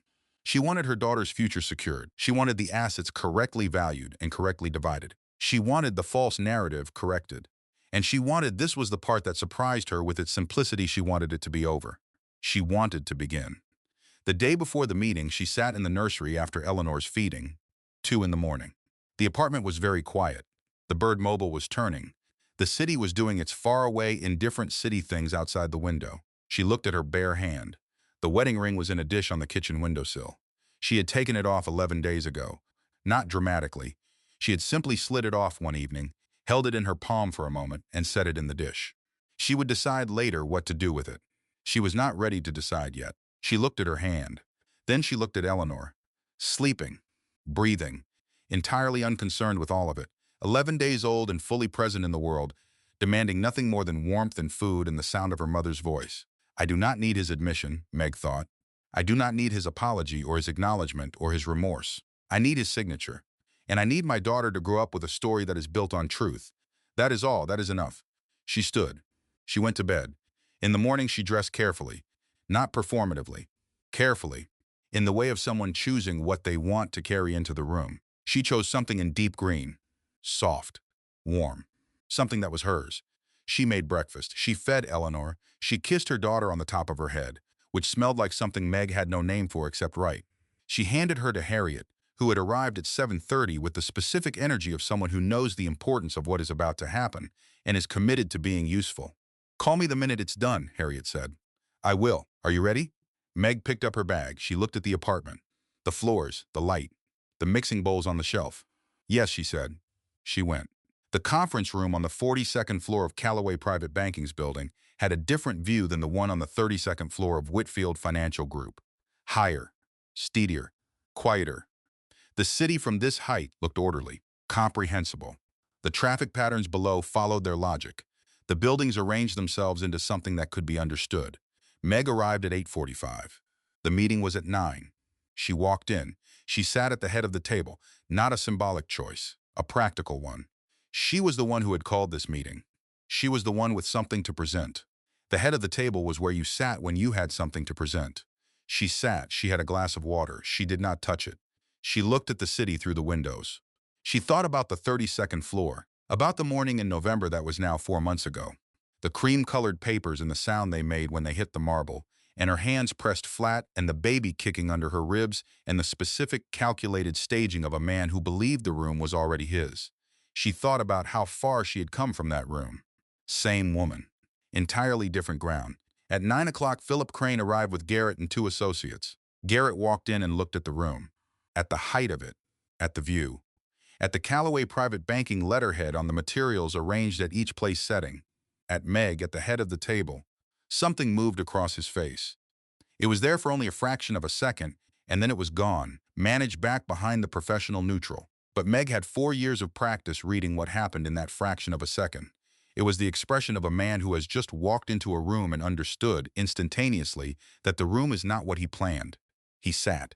He did not look at Meg directly. Rowena was to Meg's left. Teddy was to her right. 2 Callaway legal advisors filled the far end of the table. Philip Crane began to speak. He was constructing something carefully. An opening about settlement discussions and mutual good faith, and the desire for an efficient process for all parties involved. Meg said, "Thank you, Philip. Let's start with the credit facility." Silence. Philip Crane stopped. Garrett looked at her. "The revolving credit facility," Meg said. Her voice was level, clear, the voice she had found somewhere in the last 4 months. The voice that did not perform certainty because it did not need to. $48 million. Held by Callaway Private Banking. Currently in extended due diligence review. She let that land. Philip Crane was very still. Additionally, Teddy said, his voice was warm and quiet and completely without drama, like something that was simply true. The convertible bond held by Callaway Private Banking contains a change of control clause, automatic equity conversion in the acquiring entity upon close, which the Meridian Capital transaction would trigger.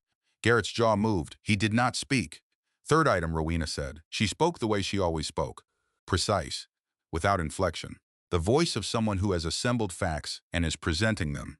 "We are in possession of documentation regarding a side letter arrangement between Garrett Whitfield and Aldous Forsyth of Meridian Capital. The documentation suggests a personal payment of $14 million, structured through a Nevada real estate holding company contingent on acquisition close. Off the books." The room was very quiet. The city below continued its ordinary business. Garrett was looking at Meg. Not with contempt. Not with the calculated pleasantness of the conference room 4 months ago, with something she had not seen on his face before. He was looking at her the way a person looks when they finally have to revise something they held as certain. She met his eyes. She did not look away. She did not perform anything. She simply was. "I want a clean separation," she said. Her voice was the same. Level. Clear, real, full custody of Eleanor with generous visitation rights for you. She deserves to know her father. She paused. A settlement that reflects the full and accurate value of the assets. The hidden accounts in Delaware and offshore. Full disclosure. No prenuptial override. The prenuptial was signed under conditions your legal team will not survive challenging, and we both know it. She looked at him. "Your mother's declaration, withdrawn." She let all of it sit. "In return, we do not move on the credit facility. The acquisition proceeds, modified to account for the convertible bond clause. The side letter is addressed through private agreement, not regulatory filing." She looked at Philip Crane. Then, back at Garrett. "He does not become an enemy," she said. "He becomes someone my daughter's father can be." She let that land. "If he chooses to," she said. Philip Crane turned to Garrett. He spoke quietly. A brief exchange in low voices that Meg did not try to hear. Garrett stared at the table. A long silence. Then Garrett said, "So, how long have you known?" "About all of it." His voice was different. Not the smooth public voice. Not the dismissive private one. Not the voice she had spent 4 years cataloging. Something underneath those. Something that sounded like the voice of a man who has run out of the versions he keeps available and has arrived at what is actually there. Tired. Without armor. Meg considered whether to answer. She decided honesty cost her nothing now. The credit facility I knew in year 3, she said. I was not supposed to see the financial summary. I saw it anyway. I didn't tell you. She paused. I didn't tell my family. I kept it. He nodded, almost imperceptibly. The acquisition I found out through Teddy's team, she said, recently. After the filing, another nod. The prenuptial, he said. I signed it, she said, because I loved you. Because I was 28 years old and I thought the person I was marrying was the person he told me he was. She let that sit. I was wrong about that, she said, but I am not wrong about what I am asking for today. Philip Crane leaned toward Garrett again, another brief exchange. Garrett was looking at the table, then at Meg, then at his hands. He said, the visitation. I would like that to be real, not token. Meg looked at him. I already included it, she said.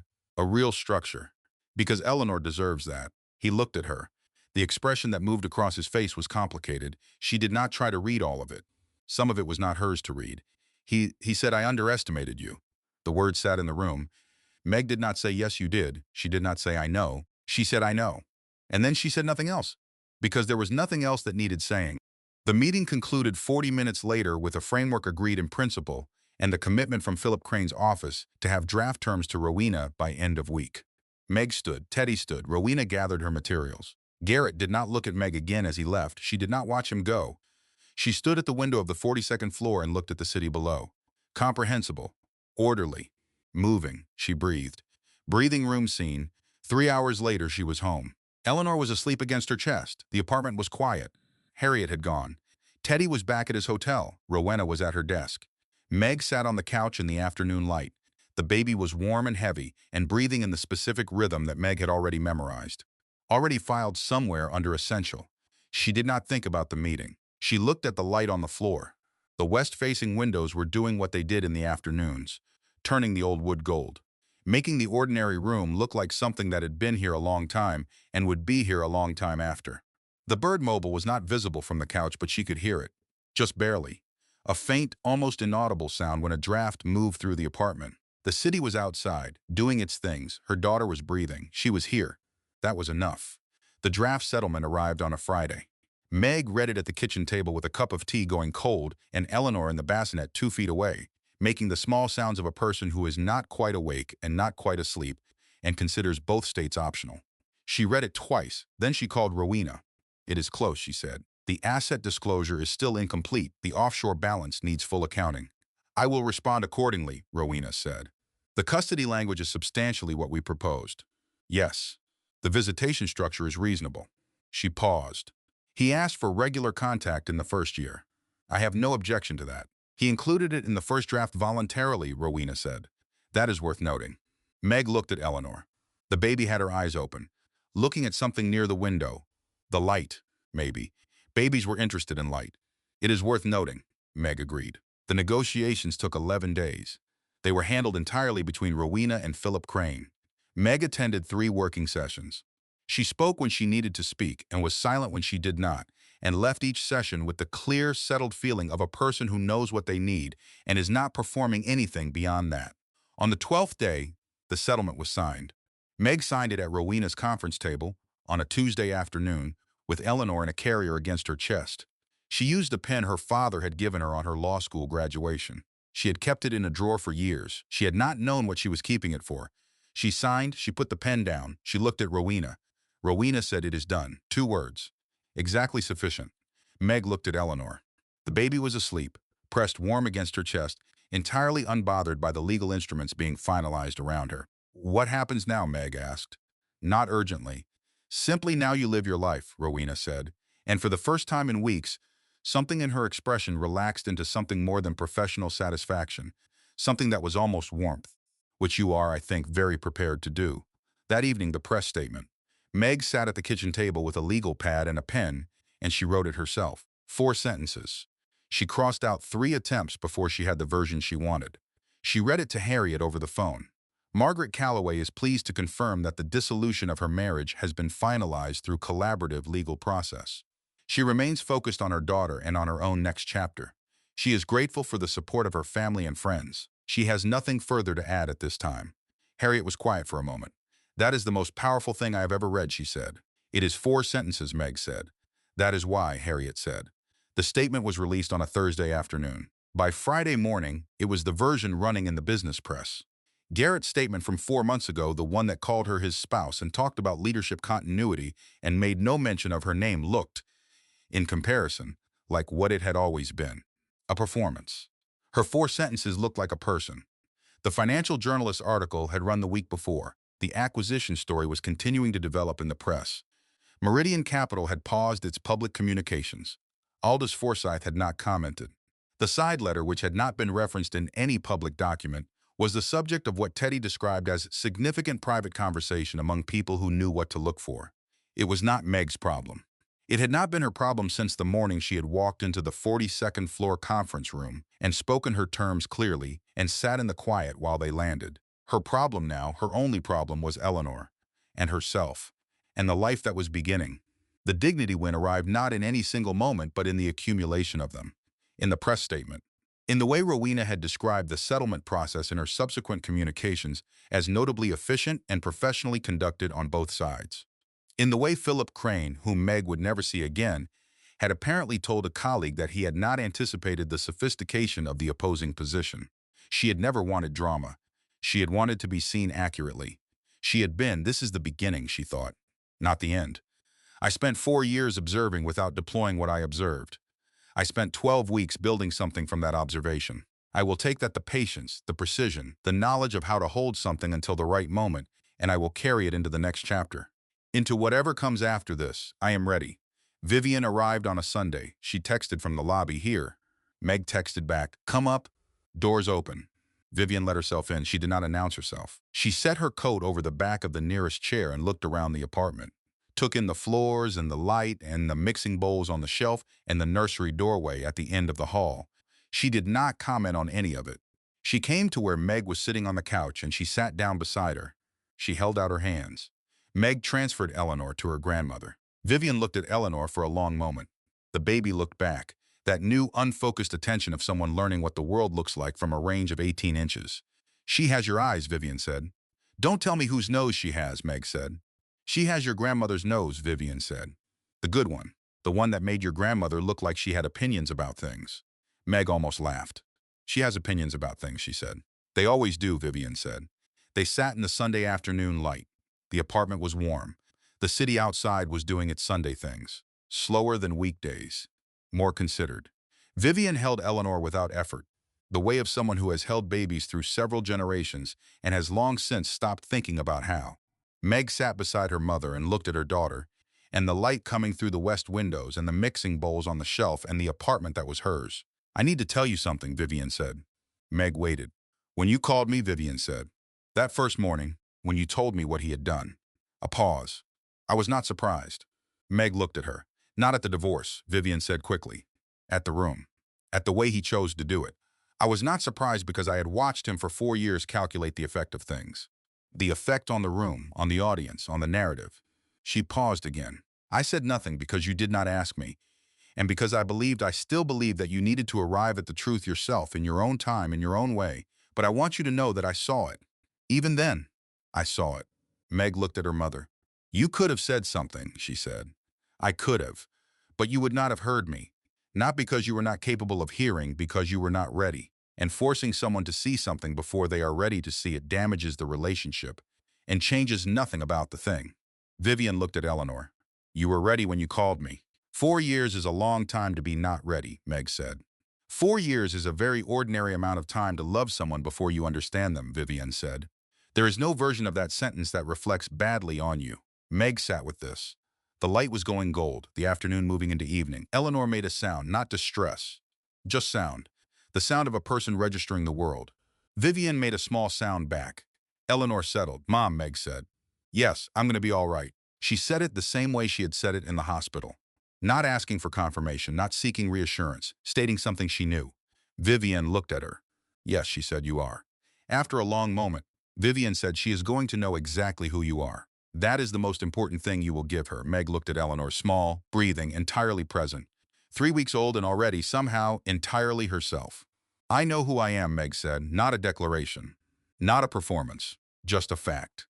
a fact she had arrived at through 12 weeks of documentation and 2 in the morning baths in cold parking garages and borrowed groceries and the systematic dismantling of 4 years of someone else's calculation, a fact she intended to keep.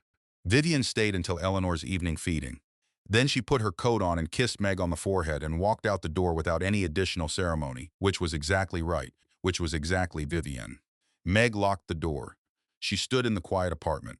Eleanor was nursing. Small warm weight, the lamp on the end table, the bird mobile turning. She looked at her hands, her left hand, the ring finger, the small compression in the skin where the ring had been for 4 years. It was already fading. In a month it would be gone. She looked at it.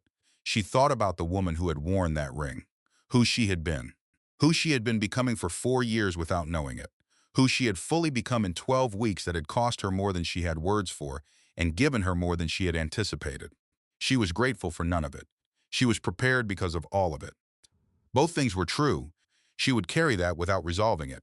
She looked at Eleanor. "Hello," she said, out loud, to her daughter and to the apartment and to the woman she was now.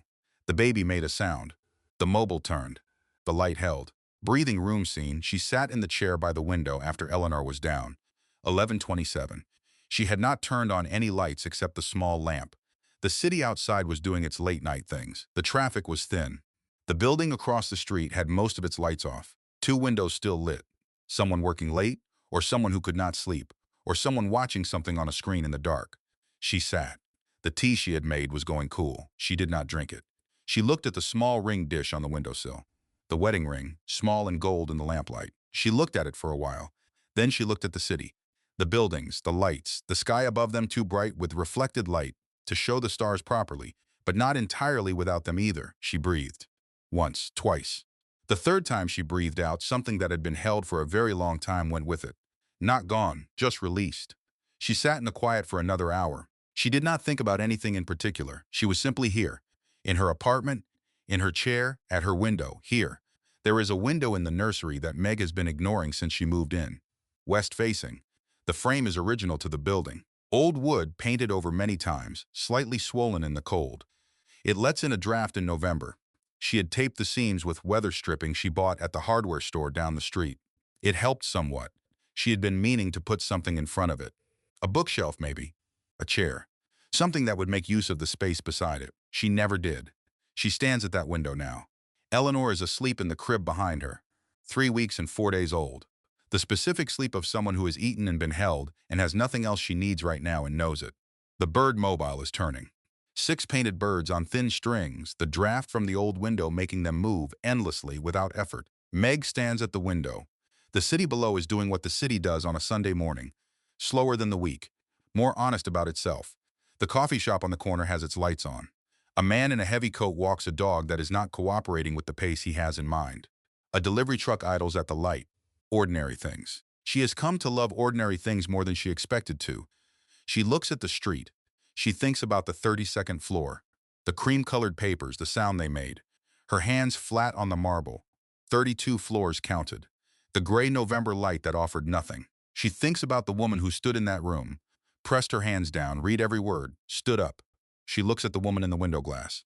Not the same woman. The same woman, but not the same. Both things again, true together.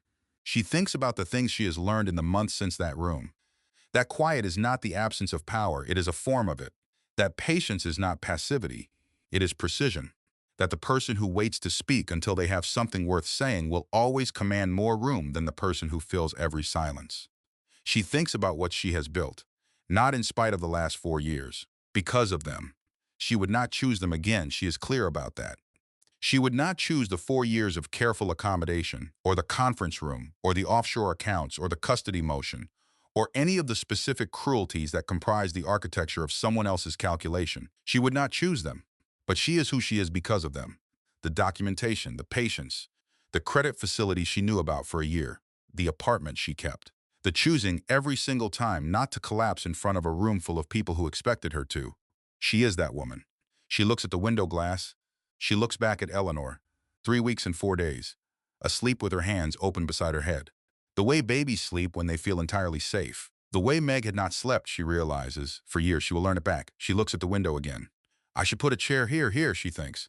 Not a grand thought. Not a revelation. Not the culminating insight of a transformative period in her life. Just the small, practical, domestic thought of a woman making a room hers. A chair here. A good one. With a reading lamp. Something I can sit in during Eleanor's night feedings and look at the city and be here without needing to be anything in particular. Just here. She puts her hand on the window frame. The old wood is cold. Solid. It has been here through a long time's worth of people standing at this window. Other women, in other November mornings, with other things they were thinking about, and other futures opening up in front of them. She thinks about her mother. Her mother standing at windows. Vivian, who had watched a man calculate for 4 years and said nothing because the time was not right, and because some truths have to arrive on their own timeline. She thinks about Teddy, arriving with groceries, making eggs with too much butter, the hands flat on the table, the Callaway gesture. Now we talk about the thing. She thinks about Harriet, 4 years of bitten tongue. The first morning in the hotel room, I am coming, not yet. I need to think first. The friend who is still there when you stop needing to think and start needing a person. She thinks about Rowena. Here is what is real. The tilted diplomas, the 47-page response. The precision that is also, somewhere underneath it, genuine care. She thinks about Cecily, standing at a printer, reading a document she was not supposed to understand and understanding it, choosing what to do with that understanding at personal cost. She thinks about Eleanor, 3 weeks and 4 days old, asleep with her hands open because she feels entirely safe. She thinks about what she is going to give her daughter, not the Callaway name, not the apartments or the access or the network that opens doors in rooms with specific views. Those things exist and they are real, and Eleanor will inherit them in time. But what Meg is going to give her is something else. She is going to give her the knowledge that quiet is not weakness. She is going to give her the sight for what is real versus what is performed. She is going to give her the patience to hold something until the moment is right. She is going to give her the example of a woman who was placed in a room designed for her collapse and walked out of it standing. She looks at the window, the city below, the Sunday morning light, thin and clear and honest. Whatever comes next, she thinks. Not to anyone, just to herself, to the woman she has been becoming, to the woman she is now, whatever comes next. She has her daughter, she has her apartment and her floors, and her mixing bowls and her brother and her mother, and her friend who has been biting her tongue for 4 years, and her attorney who tells her what is real. She has the knowledge of her own precision, her own patience, her own particular brand of quiet that she spent 4 years apologizing for and is done apologizing for. She has herself. She has always had herself. She just needed to stop managing the distance between who she was and who someone else needed her to be. That management is over. She presses her palm against the cold glass of the old window frame. She breathes in, out, in, for the first time in years. The full breath, the one that reaches the bottom, she just breathes. Behind her, Eleanor makes a small sound. Not distress. Just the sound of someone present in the world. Someone registering something. Light, maybe. Or warmth. Or the faint sound of the mobile turning in the draft from the old window. Meg turns from the window. She goes to her daughter. She lifts her from the crib. Eleanor opens her eyes. Dark like Meg's. Focused on something near. Learning the immediate world. Learning what is here. Meg holds her and stands at the window. Together. The two of them. At the window Meg has been ignoring since she moved in. The window she is going to put a chair beside. The window where she is going to sit in the evenings after Eleanor is down and drink her tea, and look at the city and be here simply, in a room that belongs entirely to her, in a life that is hers to build. The city below goes about its ordinary business. The light holds. The mobile turns. She stands at the window, ready.